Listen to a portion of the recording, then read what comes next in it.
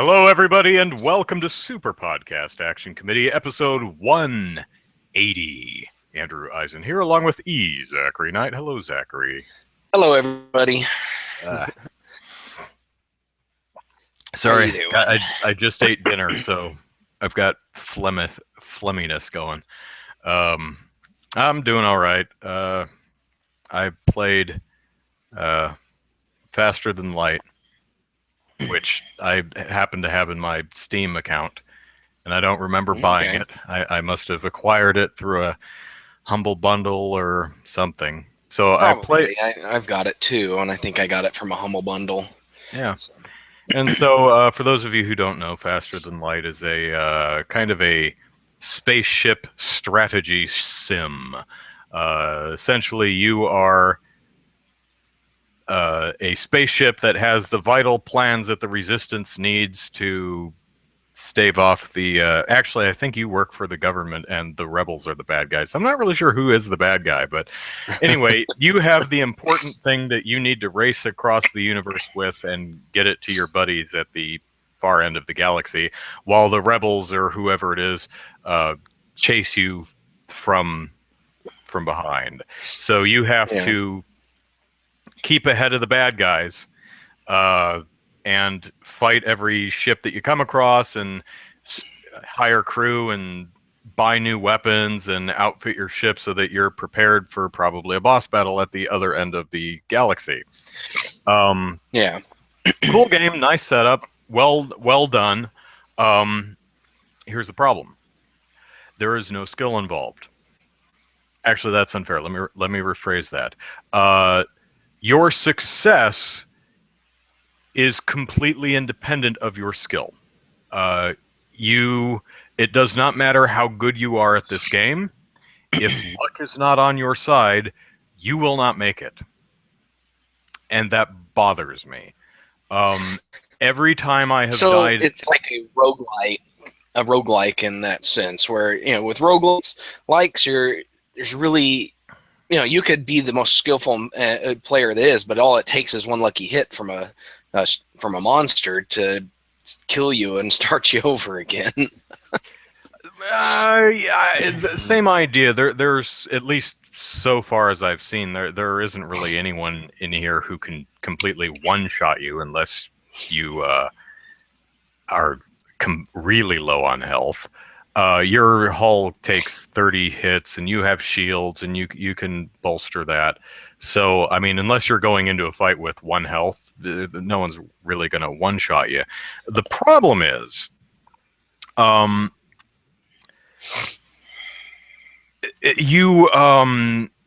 money is hard to come by. So you are not prepared for the enemies that you are going to be fighting at about the halfway point. You need to hire crew and bolster your shields and upgrade your ship and get new weapons, but that is dependent on money, which is hard to come across. And even then, you have to get to a store, which you may not be able to find. I've gone through 3 entire sectors without finding a store. And even if you can find a store and get there, they actually have to have something worth buying. So far, I have never seen any weapons that would help me fight the bad guys on the other end of the galaxy. And even if you did get to a store and they had a weapon, the odds that you actually have the money to buy it at that time, because there's no going back because you're always being chased, is pretty not very likely. So whenever I have died in this game, and I've given it maybe 10 attempts post figuring out how the game plays, so 10 solid attempts, every time I have died, I have never felt it was my fault. I have never felt that I've learned something from the experience. I have never felt that there was anything I could have done different. It was just fate was not on my side this day, which kind of makes me not want to play the game anymore, because I'm not a very lucky gamer. I hit every red light when I get in the car and go driving. even the ones that are basically crosswalks. And I find that kind of frustrating that the game it's not skill based enough for me. So still not a bad game though. I'm glad I took a chance to play it. Yeah, and I understand that. And I think I've owned Faster Than Light for a while, but I haven't gotten around to actually playing it yet. I did try Gratuitous Space Battles once, and didn't get very far in that one just because I was, at the time, I was just like going through a bunch of games that I had, which one I wanted to play, and that was just one of the ones, and it didn't like hook me right away, so I was just like, I'll come back to that later. So yeah, Faster Than Light, it's been on my to play list, but I haven't gotten around to ever trying it. It's been installed a few times, but that's as far as I've gotten. But yeah, but it sounds a lot like a space roguelike game, just from the way you describe it. Because with a lot of roguelikes, you get through, you go through the dungeon, and you have to basically find everything you need as you progress. You find stores every once in a while, but a lot of times they just won't have anything. Like one roguelike that I've played recently. Let me remember the title of it real quick. Quest of Dungeons, and it's a fun one, but it's one of those ones. It's like I get to a shop, and all I ever buy at the shops are potions and keys. I completely ignore the armor because they rarely have any armor or weapons worth anything. Because it's like I usually find something that's better than it, like 30 to even find the shop. Mm-hmm. So the Mayo, the Mayo in our chat is praising Faster Than Light's soundtrack, and I don't think as highly of it as Mayo does, but I think it's fine. My least favorite track is the one that plays on my computer when you try to exit the game. It sounds something like this. Until I reboot my computer. Faster Than Light really does not like to be quit. You don't quit Faster Than Light. It gets really angry at you. And that's happened 3 times. Maybe I should uninstall and reinstall the game or something like that. But I don't know. But yeah, music's fine. Didn't strike me as, oh my gosh, must have soundtrack. But yeah, music. Visuals are simple, but they work. Really, the only problem is the strategy only takes you so far. Yeah. If you can't find it, if you don't find a shop, or if the universe hates you, or if RNG gods are not on your side, you will not. It doesn't matter how good a player you are, you're not making it. Yeah, I agree, Brandon. And I'm missing the pronunciation on it. Anduin, and give me a pronunciation. I don't know. I think it's Anduin, but yeah. Yeah, but I forget. Anyway, still, I recommend trying it because I can totally see what a lot of people really like about it. Me, I need a little. It's why I don't gamble, because I need it to be predominantly skill based. Even if luck is not in my favor, I should be able to brute force my way through via raw skill. Oh yeah, Anduin. Okay. Oh, that's 13 cube guessing at the pronunciation. I still thought there was a. Oh, it is Anduin. And okay. it is I thought there was a hard E in it, but what do I know? So let's see. Of course, we must spend the next hour talking about Ghostbusters. It's my favorite. Well, I want to, before we get to Ghostbusters, Ghostbusters. Last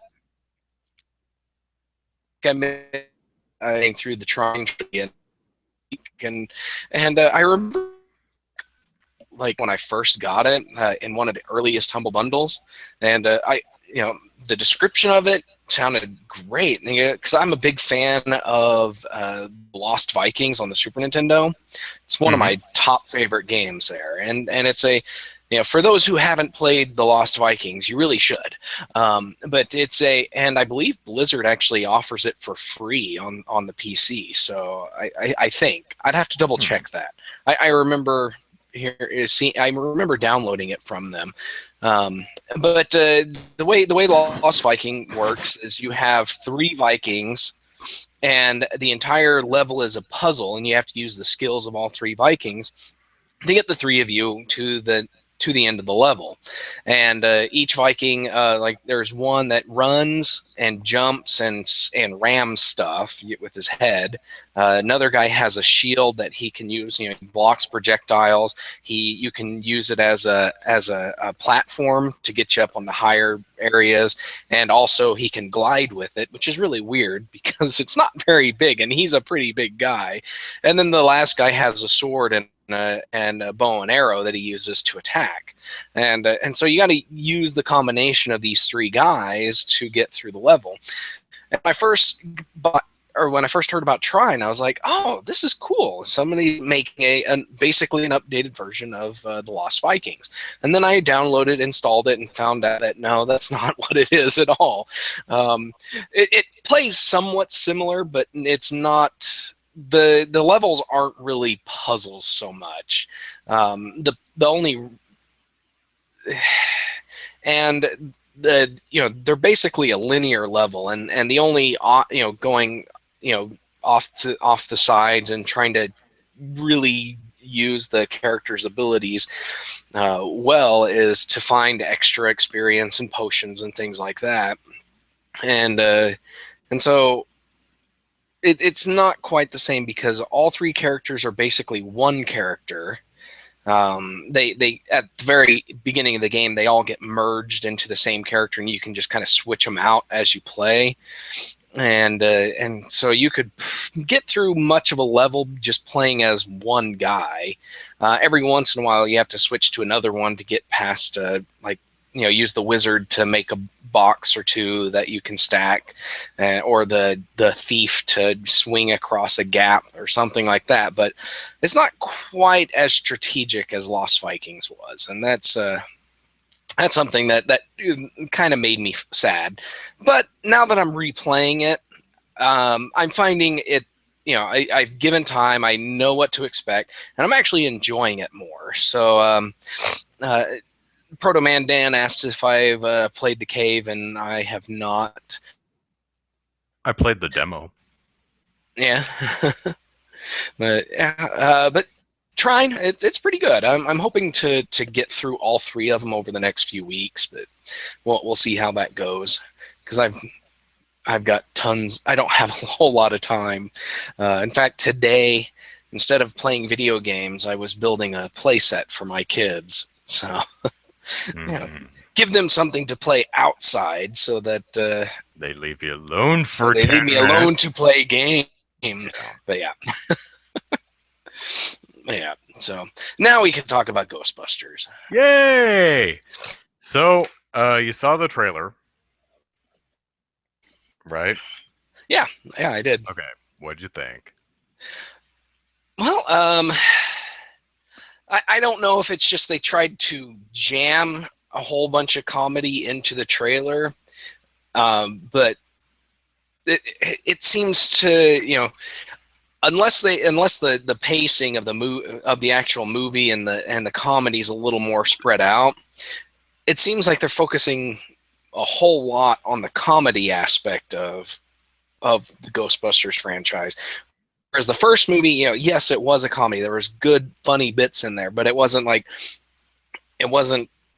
a straight comedy movie throughout. And the trailer gives me a little bit of that impression that that's the way they're going. And I'm not sure if I'm really feeling that on a Ghostbusters level, but the comedy that they did show, it was funny. There were some good jokes in there. Some of them just seemed a little over the top, like the exorcism scene. But for the most part, I enjoyed it. The interactions between the characters that they did show, but yeah, I think it will be a decent and fun updated version of Ghostbusters. Yeah. Yeah, there's really nothing in the trailer that makes me overly concerned about the film itself, but I will say that it's not a very well done trailer. I think Sony marketing really dropped the ball on some of the decisions it made with this trailer and some of its editing.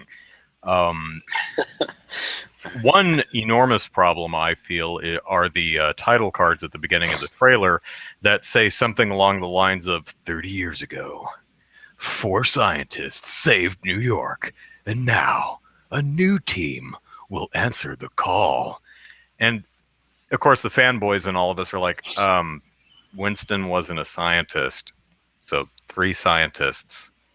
Yeah, Winston was the everyman.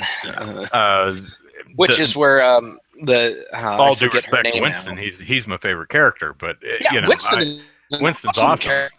But yeah, did you guys see the first movie? Because it wasn't for scientists. Yeah. I mean, if you follow some of the extended lore, I think Winston actually gets a degree in something. Yeah. And if you look at the original script, he was the joke was he was way overqualified for ghost janitor. That didn't make it. He just was a guy looking for a job. And is there a steady paycheck in it? Then I'll believe anything you say. But really, the big but that's fanboy nitpicking. I don't care. What does bother me is those title cards basically contradict Paul Feig and the rest of the marketing and the trailer itself by saying that this is a sequel. This is a movie that exists in universe with the first 2 movies. In other words, in this movie, 30 years ago, all the Stay Puft Marshmallow Man and Ghost stuff happened. Yeah. No, it didn't. And I know what Sony's going for. Sony's basically saying, hey, you remember Ghostbusters? It was cool, right? Here's more Ghostbusters. Yay! And that's what they're going for, but it came off when the first time I said it, I'm like, wait, that says that this is a sequel. It's not a sequel. Were we lied to? So that was a real bad move. And also, overall, some of the editing is just really weird. And most of the criticism scene at the end of the trailer is probably hit the hardest. Because it's cut together. It's cut together obviously out of order in a couple of places, which just makes the whole thing play really weird. Also, I have a problem with the fact that they pretty much just showed that entire sequence. So now when I go see the movie, much, and what's her name, Abby Yates, I think, gets possessed, I know exactly how the sequence plays out. She gets possessed. She throws Holtzman out a window. Patty grabs him, hauls her back in, and slaps her until the ghost goes away. And there are going to be individual beats that will be new, but overall, once that happens, I'm like, okay, well, I know exactly how this plays out now, and you don't want to do that in a trailer. Yeah. But a question I have for you is like, in the original Ghostbusters, Winston was the everyman. The other guys were the scientists, and Winston came on to give kind of a more human, relatable face to the team.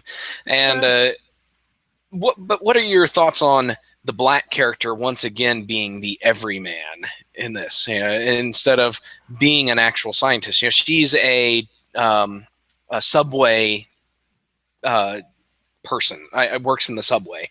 I don't know the technical term for. And then she joins the Ghostbusters. I think, well, it's hard to say because this is just a trailer, so I'm not sure exactly how it plays out. But from a certain perspective, following that trope or stereotype is unfortunate. However, I've seen it framed in a lot of ways that Patty Nolan, Leslie Jones's character, is the uneducated but street smart person, which not necessarily seems like a stereotype / trope of the black character being in a team movie. Right. There is, from a certain perspective, it does feel once again where it's like, and here's the black person because we need to balance out the whiteness. But Winston Zeddemore comes in the latter half of the movie. The movie's half over by the time Winston shows up. Yeah. They've already been on their But first he kills case. every scene after that. Oh so. yeah, Ernie Hudson just amazing in that movie. Which is so amazing that he's my favorite character because he's only in half of the movie. He only comes in halfway through. It looks like Patty Nolan may come in towards the beginning. She actually may be the first person who finds ghosts. She provides the car for the Ecto-1. So it looks like she's there a lot earlier. And there is the scene where she says something along the lines of, you guys may have all this science stuff down, but I know this city. And a lot of people took that to mean as, I'm not educated, but I'm street smart. And that's not necessarily what that means. In one of the character posters, she's... oh man, the sniffles. She is noted as a municipal historian. So when she says, you guys may have the science stuff, but I know this city, she may literally mean, I know this city, I'm a municipal historian, which incidentally is why I work in the subway, because that doesn't pay for shit.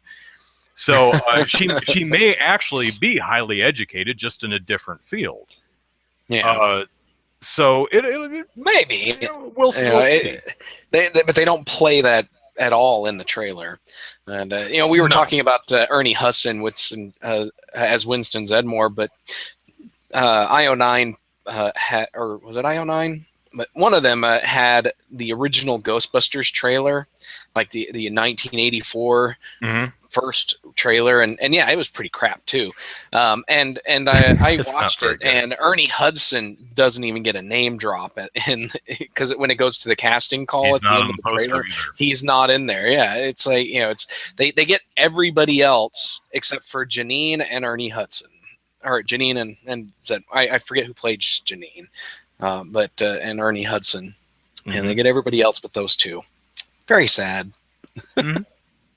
But I don't think. But I think calling the movie racist as some have is one. It's way too early to do so. Oh yeah, definitely. I do think there are points of view worth discussing. Absolutely, but I think it's a bit too early to it's we don't know. Definitely too early to make any real judgment calls. Annie Potts, it's definitely too early to make some judgment calls or to make any judgment on the full film. We really got to wait till the film releases. But on this trailer, I think they do play up a stereotype and trope on that one character. It's at least presented in a way that it's presented in a way that lends to that particular viewpoint. Yes, and that is unfortunate, but we'll see how. We'll see how her character fleshes out in the entire movie, and they might do more in future trailers. Oh, too, sure. The movie's still 4.5 months out, so. But yeah, you were right. One of the things I noticed is the humor is. It seems to be goofier than it was in, well, at least the first movie. Some of the humor in part 2 is really goofy, but most of it landed for me. I thought the library ghost projectile vomiting slime all over Aaron Gilbert was hilarious. That was pretty well done. I also kind of like the fact that most of the ghosts seem to be people who died and came back. Maybe a bit too blue, as I mentioned in one of my videos. I noticed that too. It's like they did that that scene where they panned over an entire thing of ghosts. Like it was right after the scene with in the subway, and then they cut to this whole host of ghost color.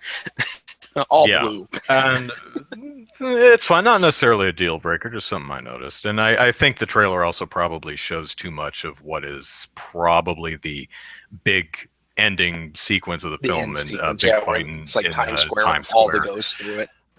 Yeah. And I definitely, had I cut the trailer, I would have definitely included shots from there, but I would have kept maybe one wide establishing shot, but I think it looks like they may be given a bit too much away, like Sony is kind of desperate and not. Yeah, one that I've mentioned this before, but I really like trailers that are so confident that they're just like, here's a scene from the movie.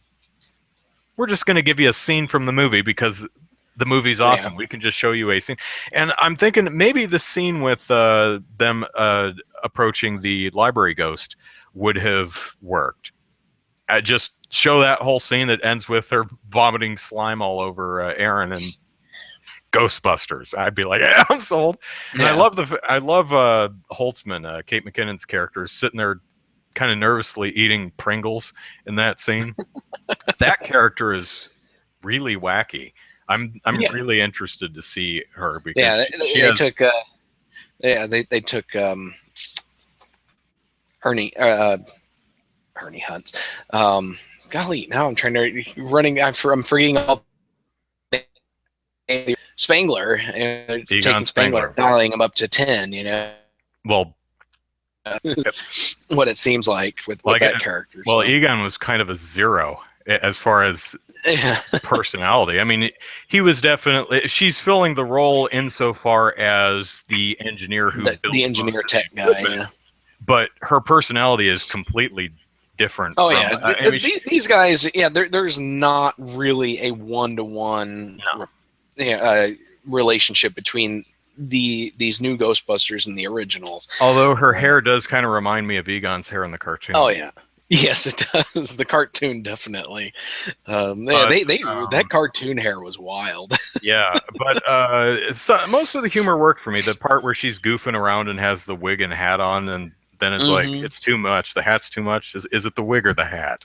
Yeah, see they're just goofing. I liked that comedy, and I really hope that there's more of that and less of the slapsticky style comedy in it. Yeah, the whole the possession thing didn't quite work for me. No. The idea of actually grabbing a possessed person and physically slapping the ghost out of him is kind of a funny idea, but I think most of my problem with it, I'll have to see how it plays out in the full movie. I think a lot of the problem with that sequence is just the really weird editing.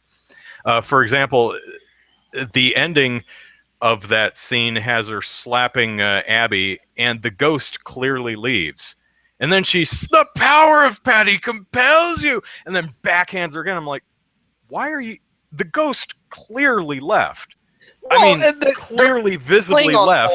They're playing on the whole sequence where the character's in a panic and it's like, the person wakes up or whatever and they're still on them, slapping them or hitting them or whatever. But the way it's cut doesn't sell it right. It's like, good Lord, person, what is wrong with you? She's obvious. The ghost obviously left. She's obviously back to normal, and you sat there for a good 3 seconds before screaming and backhanding her again.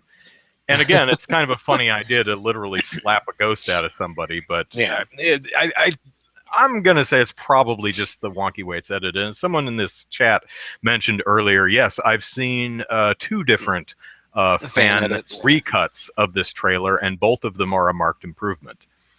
And they both get rid of the opening title cards and the slapping at the end of the trailer, which are kind of the most problematic elements. But there is other stuff that works. I like the way the characters interact when Patty Nolan shows up with the car. It's like, hey, look, a car. Some of them, again, Kate McKinnon's reaction is hilarious. She's laughing. She thinks it's hilarious, and and the scene where they're like, okay, let's go, and they both say let's go at the same time. We're like, oh, you want it? No, I want. Oh, you can do it next time. Okay, that works for me. Because there's just a bunch of dorks. And I enjoyed the character introductions too, where it's like, I'm the ghost expert, you're the physics expert, and you're the engineer, and I have a feeling those lines are person. I have a feeling those lines are not in the movie. Probably not. Those feel like lines that were recorded specifically for the trailer. Yeah. You know, Aaron, nobody's better at particle physics than you. Holtzman, you're a genius at building stuff. It's, this feels like stuff that was shot that was recorded simply just for the trailer, rather than, because that's some pretty ham-fisted dialogue right there. Well, but I wouldn't put it past a movie to over describe and over use dialogue instead of other stuff to characters and stuff. Hopefully they don't go that way, because exposition and dialogue is just terrible. Don't do it. But again, trailer. And I do like the what I'm guessing are proton brass knuckles that Abby Yates and Melissa McCarthy characters. That was cool. Essentially, just the punches bear trap and I'm like, all right. Yeah, that's all pretty cool. Proton brass knuckles for punching ghosts. Because we didn't really get that kind of stuff in the original movies. The first movie had the the meter, the proton packs, and the trap. That was basically it. The second movie added the slime guns. And that was really all there was to it, tech-wise, for those two movies. The cartoon added some extra tech, but this one they're going all out and going crazy with the tech, and I think that's it's neat. They have two different. Well, the proton packs are the same, but they have two different throwers. They've got pistols, handheld pistols. The proton brass knuckles. The ones that Holtzman are dual wielding, and the one that Aaron pulls out seem to be different. I'm not sure. And the ghost trap is completely redesigned from the first. You don't see it in the trailer, but I saw some concept art for it, and it's still a kind of it's like a cylinder that sits flat on the ground and kind of goes like that. So it instead of doors opening like this, it opens this way. Same basic idea. Interested to see that sucker in action. I don't know why Holtzman licks one of her guns. That bugs me. That's one of the things about the trailer I don't like. She just ha. I'm like, ew! Don't do that. That's gross. I don't know why that bugs me, but it does. I hope she did. It's one of the things that I didn't like about the Joker in The Dark Knight. He's constantly licking his chops. I'm like, I hope she doesn't lick things throughout the entire movie. Like, that's a character thing. Like, she's constantly picking things up and licking them. Like, I could do without that. Anyway, 13 she's just establishing her territory. This is my property. It's like, hey, can I borrow one of those? Sure. No, never. Are you sure? Yeah, it's cool. Yeah. Oh, and I'm shipping Aaron Gilbert and Julian Holtzman. So we're gonna have Holtzbert, because if you do it the other way, it's Gilman, and that's the creature from the Black Lagoon. So I think Holtzbert will have to be it. Yeah. And I base that entirely on the wink and smile that Holtzman gives Aaron in the middle of the trailer somewhere. I'm like, I ship them now. So you must ship. So were you disappointed that we didn't get more of Chris Hemsworth? Yeah, well, I'm disappointed I'm not watching the movie right now. But he kicks a door open. Yeah. And again, you can't do the, ghosts can possess people now, and then they immediately show him. I'm like, oh, well, he gets possessed. And then they show the Abby getting possessed, and then they show the whole sequence and how it ends. I'm like, don't do that. I mean, I'll watch as much stuff as you're willing to show, but don't do that. Yeah. So anyway, that's enough Ghostbusters. I could talk for this for the rest of the hour, but it's over half past and we haven't even hit any topics yet. Yeah. So Zachary, why don't you tell us about Microsoft's new Universal Windows platform and Universal Windows Apps. So the UWAs that end up on the UWPs. Yeah. It's very confusing. Yeah, that's Universal Windows Platform with Universal Windows Apps. But in short, this Microsoft has decided they don't like the segregated nature of the Xbox from all the rest of its technology. For since 8, they have been merging the Windows and the they've been merging Windows, the PC platform, with the tablet and phone platform. They've been working at getting those to integrate seamlessly, and you can buy an app on the Windows Store, and if it has a mobile version, you can use that on your Windows Phone for those 5 people who own a Windows Phone. Although television makes you think everybody owns one, but that's not true. You're more likely to own a PS Vita than a Windows Phone. Yeah, but the idea behind this is that they don't like the nature of consoles in general. This is at least what it sounds like. They don't like the fact that the hardware and the software is kind of locked down at the very beginning of the life cycle of the console, and so what they want to do is this is the way they describe it. Says who is this guy? Phil Spencer. He says, in other consumer technology ecosystems, you get more continuous innovation in hardware that you rarely see in consoles, because consoles lock the hardware and software platforms together at the beginning, and they ride the generation out for 7 years or so. We're allowing ourselves to decouple our software platform from the hardware platform on which it runs. And it sounds like what they want is a more phone-like ecosystem for consoles. Whereas an Android phone, you'll get a new Android phone pretty much every year with new hardware and updated software, but you can still use the old one. Most software is compatible across multiple generations of this, and that seems to be what they're wanting to do in a general sense with the Xbox. And in doing this, it says they want to make it so that you can buy games on your Windows computer or your Xbox and get those games on the other platforms they're available for too. So if you buy Gears of War on Windows, you'll have Gears of War available on your Xbox too, because they'll be integrated in that way. So that sounds on its face, it sounds like a really cool thing, but they are wanting to take more control over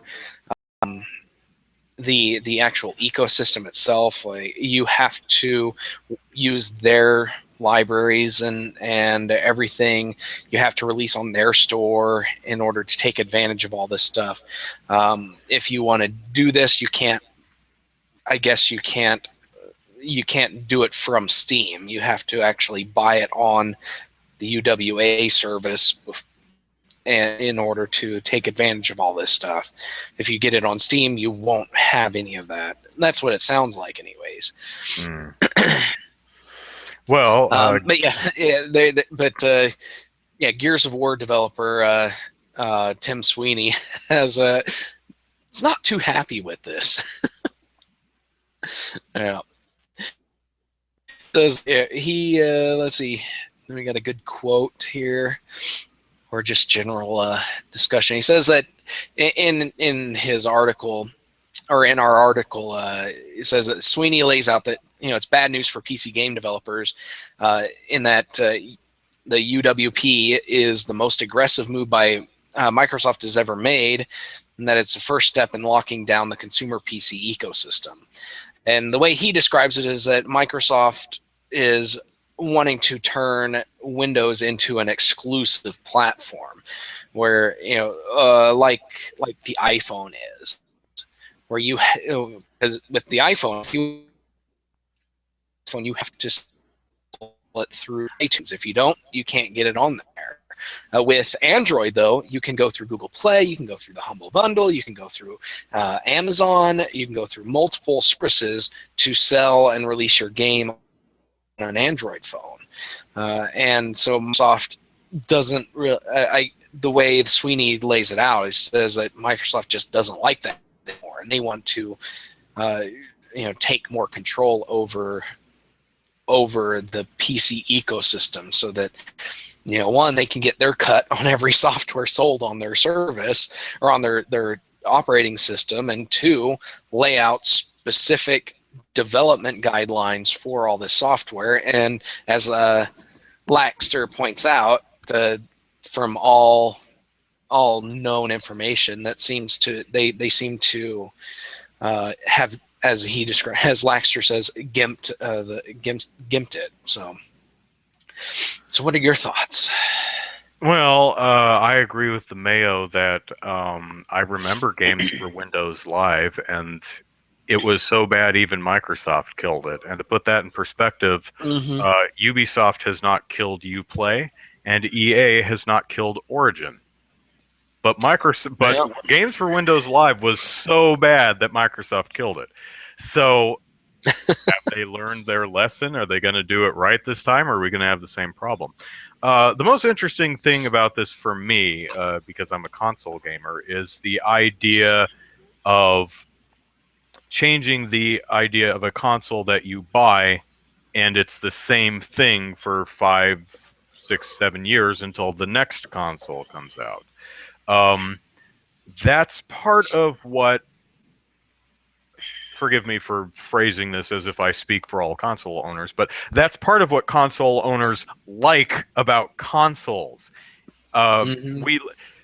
Yes, the hardware doesn't change, but the games do improve because the hardware doesn't change. Exactly, developers don't have to learn new things.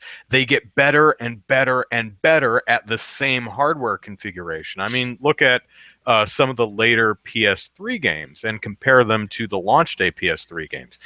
It's almost like a new console, a new technological generation ahead. It's like, you look at, for example, you can look at the original Uncharted, or the first Uncharted versus Uncharted 3. Yes. Very, very different games when it comes down to the actual design and programming of it. And so you can definitely see a marked improvement there.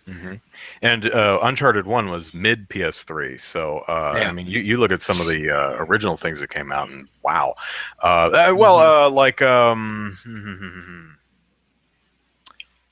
Nope, not thinking of it. Anyway, I'm trying to keep my. I was going to say God of War, but then I was like, well, wait a minute. That one was on PS2, and then that was on PS3. I'm trying to remember the release date. So anyway, the point being, I don't think now. This, of course, all depends on exactly what Microsoft ends up doing, but I think a lot of console gamers are going to have a serious problem having to buy new hardware every 12 to 18 months. On the other hand, I know people who, like you said, will buy the new iPhone every single year, and the damn thing is several $100s. So exactly. maybe we do exist in a time where console gamers are happy to buy new consoles every year or so. I'm not one of them. But the other problem with it is the way they're describing it, Microsoft is describing what it wants to do with its console, makes me, especially with the whole Universal Windows platform, is if you buy it on the console, you can have it on every other Windows platform, period. And it makes me wonder, what is the point of actually buying a console at this point? Yeah. Because if every single game on the Xbox whatever is on my PC or on my Windows phone or on any other device, why am I buying an Xbox One? I mean, I can't. It's kind of a pain in the butt, but you can hook your PC up to your TV or export your PC's video to your television if you just want to play on the big screen. You can do that. I don't know if you really want to buy $400, $500 worth of hardware every 12 to 18 months. to do that. Yeah. Especially since none of the games are exclusive. So I'm really not feeling it. And to be fair, we know very, very little about what Microsoft's planning to do. There's memes going around right now where they say that Microsoft wants to be able to upgrade your Xbox, and the meme is you've got your Xbox One with a Sega 32X photoshopped on top of it. It says, really, Microsoft? Is this what you want? I don't get this. Go ahead. Sorry. Oh, I was just saying, it's just that's the impression a lot of people are getting, is where it's just they're going to sell you dongles or expansion packs or something to attach to your existing console in order to take advantage of the new features that the new consoles are. But that's the impression people are getting. It's not the impression I got from what I read. What it sounded to me like they were going to sell a new box with new stuff in it, rather than here, go plug this into your current Xbox and it will make it beefier. Either way, though, you end up splitting the market, and that almost never works. Developers hate. Well, yeah. Yeah, definitely. Like Nintendo is kind of feeling that right now with the 3DS versus the new 3DS. It's just the stupidest name ever. It's just, they should have called it the 3DS2 or something. But it's just they've got like 3 games that are exclusive to the new 3DS. All the developers are still making games where they're compatible with handhelds out there. I can't think of it. I know it's like Chronicles. Xenoblade Chronicles and Super Nintendo Virtual Console games. Yeah, Virtual Console. That's bullshit right there. Yes, it is. I do not believe for 1 minute that the original 3DS can't emulate Super Nintendo games. Well, considering people use the action or the Pro Action Replay, that's the flash carts for the old DS. They use those and they emulate Super Nintendo games on the original DS just fine. So Nintendo is not. They're trying to sell new 3DSs. They're trying to sell the new 3DS, and that's all it boils down to. And that but that's kind of beside the point that I was making, is that you do split your audience, because not everybody is going to say, well, I guess if I want to play these 3 games, I better go and buy a new 3DS. No, people aren't saying that. They're saying, what? I've already got a 3DS. I don't need a new 3DS. Just let me play the games on my old one. Yeah, I like the fact that I like it. I don't mind new hardware that improves, for example, the form factor or the better 3D effect, or adding the new thumbstick. But when you say, okay, I'm changing it such that only there are going to be games exclusive to this, well, then you've kind of made a new console. But again, for 3DS, there's very, very, very little that's exclusive to the new 3DS. Yeah. I mean, there's currently more things exclusive to the DSi than there are to the new 3DS. And I think there's only like DSi, 5 games exclusive to the DSi. The Mayo points out something interesting in that you have to pay for Xbox Live still, when the PC players, from what I've seen, won't have to pay for that. That's an interesting point. Will Xbox Live migrate over to PC players? I mean, if you want to play, do all the Xbox Live stuff, are they getting rid of that, or do you have to pay more when you're on the console, even though you can just move on over to your Windows PC? Well, I think if they're going the UWA route,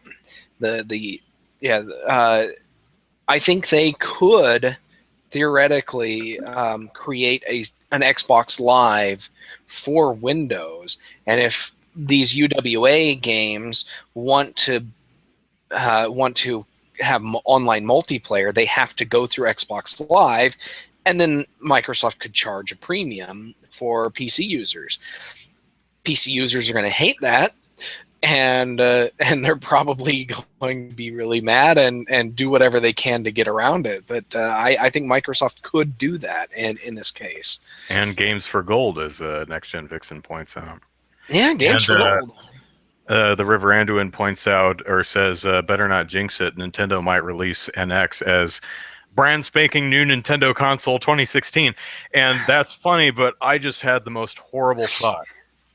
Guys, what if the NX is called New Wii U? Or the Super Wii U. Now, imagine if they say, okay, launching in 2016, the new Wii U. It's like, I can't facepalm any harder, Nintendo. Yeah, the new Wii U would be a stupid new Wii U. I think Nintendo needs to drop the Wii as the name, as a brand name. Yeah, as a brand name. Yeah, I miss the GameCube. And I miss it. I miss the days when it was the Nintendo, the Super Nintendo, and the Nintendo 64. Yeah, I missed that. That was awesome. But they got into the GameCube era, and there really was no transition from Nintendo 64 to whatever the GameCube was. it's just so they had to come up with a new name. But yeah, the Wii as a brand needs to go, because the Wii U is the Wii was really popular, but not popular in the right circles in order to bring that success into the Wii U, and so the Wii didn't really have the brand trust going into the Wii U. That's the thing is Nintendo, when Nintendo figured that the Wii name was powerful enough to powerful, get people to buy and it. It was not. No, it wasn't. So 13U Cube says, I like the NX. Why can't they keep that? They could. I don't think Nintendo ever has kept the code name, though. Oh, no. Because the GameCube was, or was it the Wii that was Dolphin? GameCube, I think. Yeah. I think Wii was like Project Cafe or something. No, I don't know. That doesn't sound familiar. But yeah, the NX just as it's by itself, it doesn't really. It's not a marketable name. The Nintendo X. Nintendo Extreme. Cool. Just bring back the Nintendo name and just throw some kind of it'd be interesting. What you see a lot of film reboots. They reboot Ghostbusters, and it's just called Ghostbusters. They reboot RoboCop, and it's just RoboCop. What if they just called it the Nintendo Entertainment System? Just Nintendo. We are releasing the Nintendo. Do you want that would be awesome, because that's what all the old people call pretty much every video game. It's like the Nintendo. Yeah, the Revolution. Yes, that's what it was. But yeah, just call it Nintendo. Real Next Gen Vixen says the Nintendo 1, and I'm saying no. That was the dumbest thing Microsoft did. I still say that the next Xbox should be called the Xbox 3. Because it would be the fourth Xbox. So it's Xbox 360, Xbox One, Xbox, the Xbox 3. There we go. Just because, guys. Just because this. So, okay. Let us move to a different topic. Okay, so here's an interesting thing. Some Steam, Steam, you may have heard of it. Lots of games, and they have a whole user review system. Did you know that there's a website where you can go to buy Steam reviews? So it's called Fiverr.com, where you can offer your services for ostensibly $5 to do whatever and keep your mind out of the gutter. It's for web design, or I'll draw a picture, I'll Photoshop your cat into a funny hat, weird stuff. But some people offer their reviewing services. And one company did what was the name of the company? PC Games N. Looked into this and found that there were several developers that seemed to be purchasing user reviews on Steam. So some of these Steam user reviews may have been bought and paid for. So buyer beware, I suppose. Now, I think the question, or a question might be, Zachary, have you ever bothered looking at a Steam user review? Not really. I'll scan through them and see what the general gist of things are, but I never click through to read the whole thing. I'll look at the stars they gave and then read the first, if I'm interested, I'll read the first couple of sentences. But yeah, I basically treat them like every other user review, where they're there for an interesting take when you want to really investigate something. I put but not something that I will general. Yeah, I put no stock in user reviews. I don't bother with Amazon user reviews, Steam user reviews. I don't bother with Yelp. Maybe I'm just not very trusting, or I think everyone has poor taste. I don't know. I hold absolutely zero stock in user reviews. So, and this whole thing really does not surprise me that there are smaller developers out there who are purchasing user reviews on Steam to try and help get their games a little bit more notice. And I can sympathize with that, but don't do that. And it's interesting if you read the full article by PC Games, and it's interesting. It asked a lot of the people who were selling reviews, do you think there's anything immoral or unethical about what you were doing? And some of the responses were really interesting. A lot of them seemed to kind of be tap dancing around it. Some were just like, hey, $5, I'll give you a positive review. But most people are like, well, all of my reviews have been positive. I really tend to just really like everything. So you'll probably get a good that kind of a thing. Where's the outrage? I don't know if anyone really cares that much about user reviews.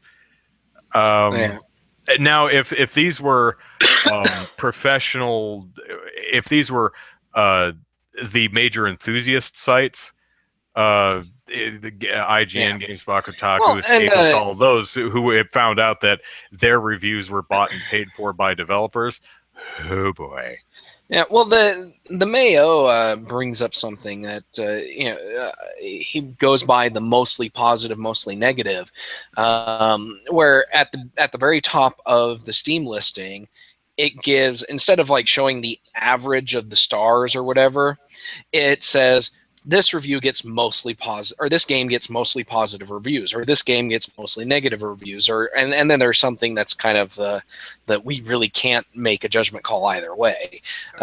Yeah, but there's so many problems with organized efforts to review bomb or review pad. I don't know.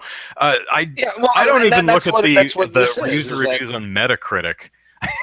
I just don't trust any of that.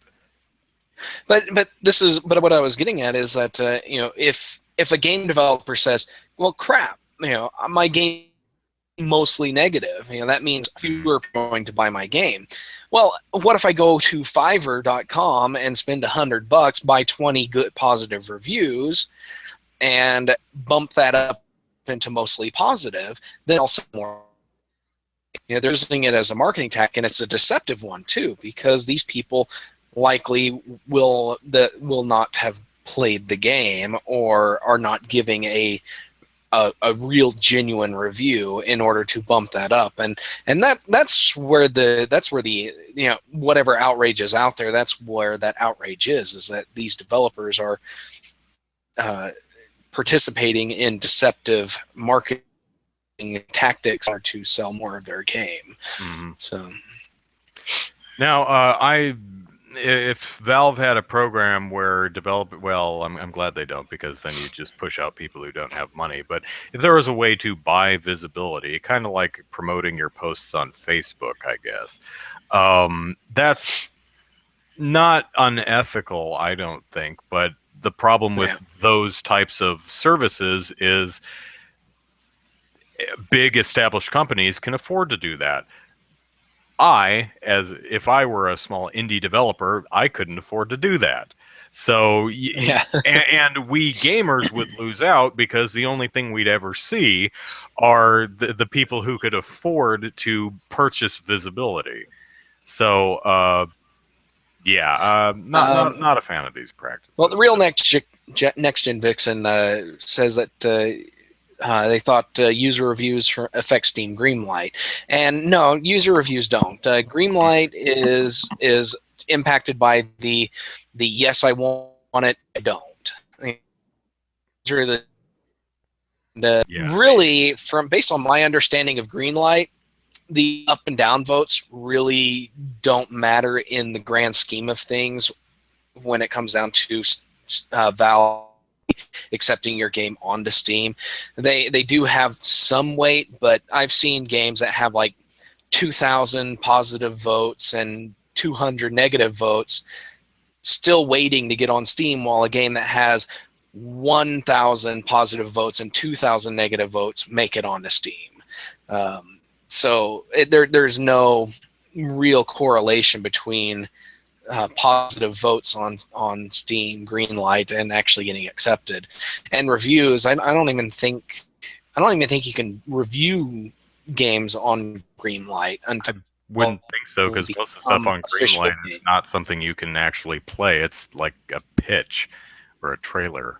Well, most of them are games that are actually available. Occasionally, you'll get the early access style game, or the game that's under development and they're trying to get a head start on it. But for the most part, the games are available somewhere in some form, playable form or other. So,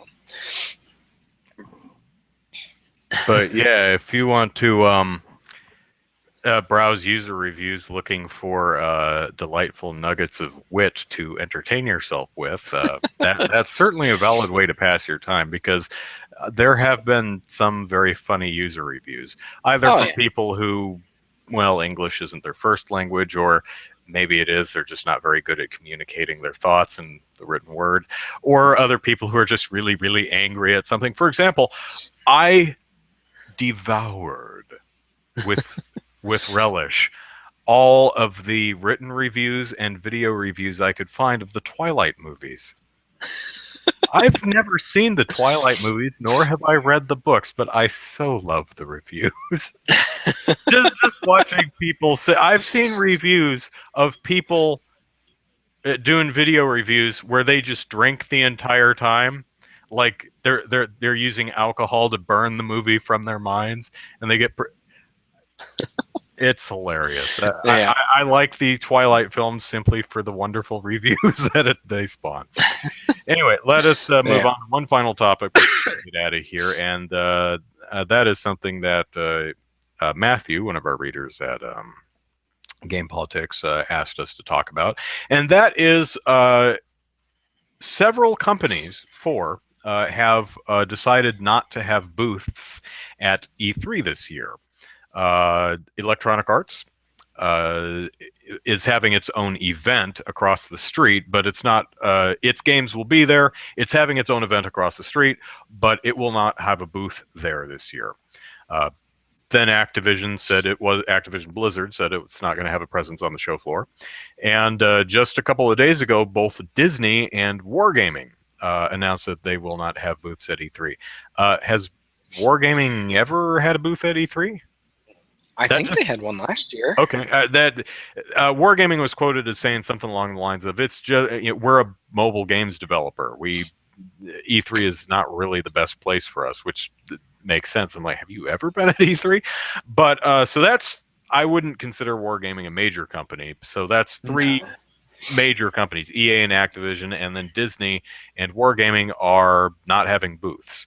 So I imagine the ESA, the trade group that runs the E3, is probably having some discussions now about how much they charge for floor space and what else they can do Yeah. to make hosting an E3 booth an attractive proposition for Yeah, because publishers. I was trying to run through major game companies, and we've got Ubisoft, Take-Two, and really that's it for Take like large and companies. Take-Two's never been at an E3 anyway. So they I haven't. don't. Okay. Take-Two's. I don't think they're ever there. Maybe they've been there before, but they're almost never there. Huh. Okay.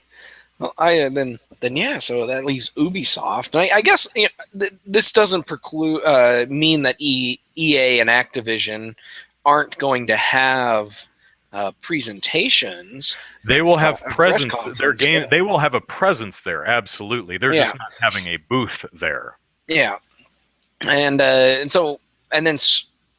other large companies, Square, Capcom, but yeah, there's just I don't know. It'll be but EA and Activision are the two largest game companies out there, and the fact that they're not buying booth space, that means that they're not finding value in having the booth. They do their press conference, and that seems to be the only thing they're going to. The only thing that they see is of value at E3. Yeah. And as Nintendo has shown, you don't need to be at E3 to have a good press conference, because they've done their Nintendo Direct, the last 3 years now, 2 or 2 years. So this is going to be the But they third have year, not so. stopped doing a booth. They've just stopped doing the live press conference and instead have done a direct. They've had a floor presence, and so far they have Nintendo's not announced what it's doing, but I would assume that it will once again have some type of digital presentation in lieu of a press conference, and it will again have a presence on the show floor. Yeah. So, but it makes a lot of sense for the EA and Activision to not have booths on the floor, because why would you? Your games are all at the Sony and Microsoft's booth, and in very rare cases, Nintendo's too. That's true. You can bet your bootstraps that if EA and Activision games were actually on Nintendo's console, they would be over there in the booth somewhere. Yeah, that is true. Because I hadn't even thought about that. The console booths are better for them because they don't have to pay for it. They just get their games at those booths, and that's really all they need. Because they don't do PC exclusives anymore, so there's no reason to have their own booth. So. Mm-hmm. Now, what they might be doing is saying, okay, Microsoft will purchase space for 5 demos for Call of Duty, whatever. So there might be some collaboration between various publishers to make it worth the major Microsoft, Sony, Nintendo to host their games, because they do have their own games to, especially Nintendo. Nintendo has a ton of its own stuff. Sony and Microsoft not as much.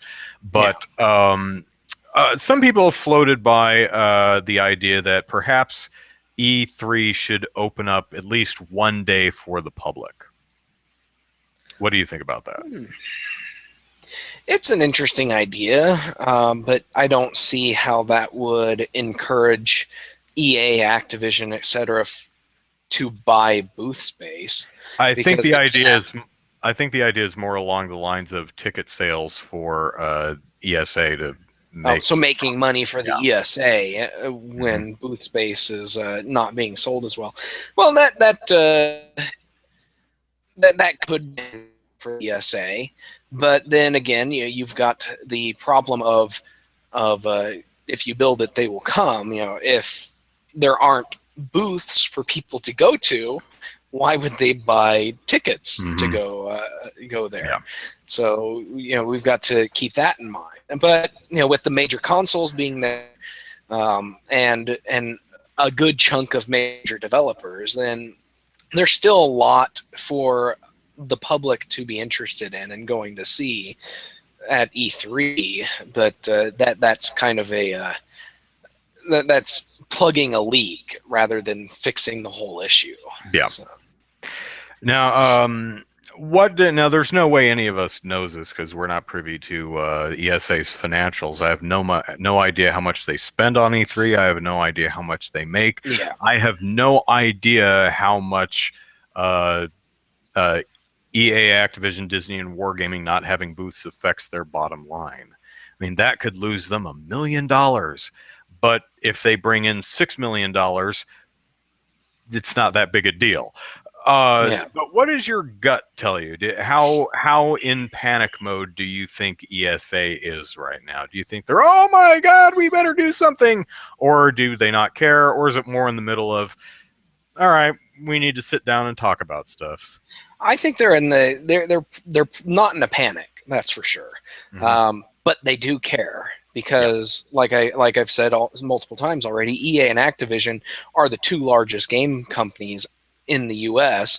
Disney is, well, not a very large game company, but they are a very they have a lot of name recognition, mm-hmm. not just to the game industry, gamers, but also the larger community, larger demographics out there. So the ESA is definitely taking it. They're probably holding a meeting or two to discuss this and reaching out to these companies, finding out, what is it that you want out of a booth, and how can we give that to you? They're trying to figure out what to do to bring these companies back and to keep others from leaving. So, yeah. So you but want not in a panic. So yeah, I agree. I think discussions are being had. I don't think this is indicative of the end is nigh for E3. I think E3 is going to be fine. Will there be any changes? Any changes that happen, I don't think will be. I don't imagine at this point will be perceptible to average gamer E3 fan person. Yeah, they're probably not going to make any changes like back years ago when they decided nope, no more booth babes. That was a very, very noticeable change. Mm-hmm. So I don't think we're going to have anything on that level. So yeah, or completely changing venues to where'd they move it? Yeah, they made that. They moved it somewhere and then decided they didn't like it and then moved it back to where it was in an airport hangar. It sucked. That was 2007. To weigh in on should they have a public day, as a journalist myself who's actually worked E3, no. There's already enough people at E3 who have no business being at E3 in the first place, making my job a lot harder to do. So no. I know PAX is hard to get into, but go to PAX or try. There's a couple others, but and PAX they've been expanding their reach by opening. They've got the East Coast, the West Coast, and the South. Still not enough because every time they go Australia. Every time the tickets go on sale, our shout box at Game Politics is filled with people who are like, "Damn it, I didn't get a ticket. They were sold out in a minute." So I guess they just need to have PAX in every state every month. There we go. Just a traveling PAX around the U.S. and into Canada and then maybe open one up in Europe that travels. Yeah. So now that Matthew is here, we will stop discussing the topic that he suggested. So because it's time to end the show. Yeah. Although Mayo brings up an interesting point, the no booth babes hurt models more than fight any perceived patriarchy. I don't think fighting a patriarchy was the point, but that is the point was to make E3 more professional than it had been for a while. But I do feel bad for E3 is certainly a yearly something that the modeling industry and people who worked in it looked forward to, one of their big gigs every year. I mean, that's a paycheck that some people are missing out on. And I agree, that is a shame. But again, having actually worked E3, booth models are useless and pointless and get in the way. Yeah. They really do. They don't. It's not the right show for them. They're genuinely in my way.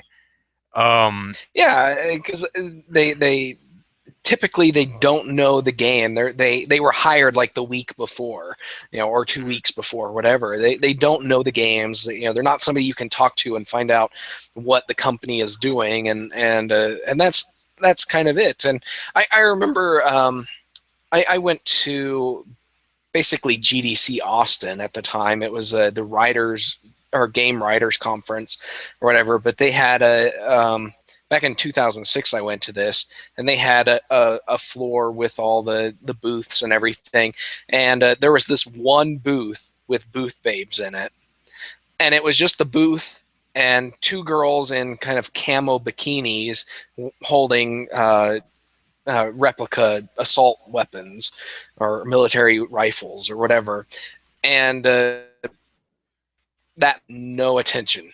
Nobody cared because there was nobody else at the booth except for these booth babes, and it was just everybody hated it. Everybody ignored her. Yeah. So yeah, but it is sad when people lose jobs. Oh yeah. And I think I don't think it was no models period. I think it was more of a I think there still are models and booth babes to an extent. Still people who are there to bring you in and see the game, but yeah, they have people there in costume. More of a dress code now. Yeah, but they have people there in costume. You'll go to the Metal Gear Solid, and there'll be a guy solid, and there'll be a woman there dressed up as Lara Croft. They still have that kind of stuff, and that's that to me is fine. You have somebody there as a character to bring people into the booth. But yeah, the booth babe in general though is just that was. A lot of the times it was just, here's an attractive underdressed person. Now you want to play my game, right? Which has nothing to do with the attractive underdressed person, but but yeah, people who are dressed up as in characters in the game. I've seen like some of the Monster Hunter costumes on models in the Capcom booths, and that's always just neat. I mean, it's the same thing as building a giant dragon. You don't really need it there. It's just kind of neat. So anyway, that is it for Super Podcast Action Committee episode 180. So thank you everybody for joining us. Although some of you seem to think that the show starts an hour later than it does, but that's okay. It's backed up. So if you want to watch it, you can watch it on my YouTube channel. There is some editing going on. So if the sound is out of sync for a while, that's why. Anyway, let us plug our stuff and be out of here. Andrew Eisen here. Eisen is how you spell the last name. Plug it into YouTube and you'll find all my videos. The last 2 are talking about Ghostbusters. The one before that's talking about third-party games on the NX. And let's see, what else do I have? I'm working. Status on your Nintendo hold. Last time I've expected them to respond today because that would have been exactly 4 weeks. So let me see if it's Nintendo's done. Nope, copyright dispute in progress still. And has the views of the video gone up? No. No, I don't know if it would. I don't know if Nintendo is given a copy of my video to review or if it's giving a link to my video that it can view. But if it's given a link to my video, my view counter has not gone up, which means that no one at Nintendo has actually taken the 2 minutes to watch the video and make a decision as to whether they want to issue if they feel they have a valid claim. So let's see. At Andrew Eisen is the Twitter, and Facebook is Andrew Eisen YouTube. So, Zachary, plug away. All right, you can follow me on Twitter at Easy Night, and follow my game development work. It's DK_gaming on Twitter. It's DivineKnightGaming.com, and if you're interested in the Oklahoma game development scene, check out OK Game Devs on Twitter and OKGameDev.com. All right. There you go. Matthew asked a question about what E3 can do to stop the bleeding. Sorry, man. Show's over. We already talked about all that. Laxter says, so we can see Toad crotch violence soon. I hope so, yeah. And 13U Cube says, I gotta say, having amiibos in my lap when I play Twilight Princess doesn't make me feel very comfortable. That's one of the many reasons amiibos suck and should go to hell. Is the plural of amiibos, or I think it's just amiibo is both singular and plural. I have an amiibo. I have many amiibo, but I don't think anyone's really cares if you call them amiibos. Anyway, thanks for watching. If you want to send us an email, send it to superpackpodcast@gmail.com. Follow us on Twitter @superpackpodcast. Subscribe and rate us on iTunes and like us on Facebook. We'll be back at you next week with another show. So see you then. Bye-bye. All right, see ya.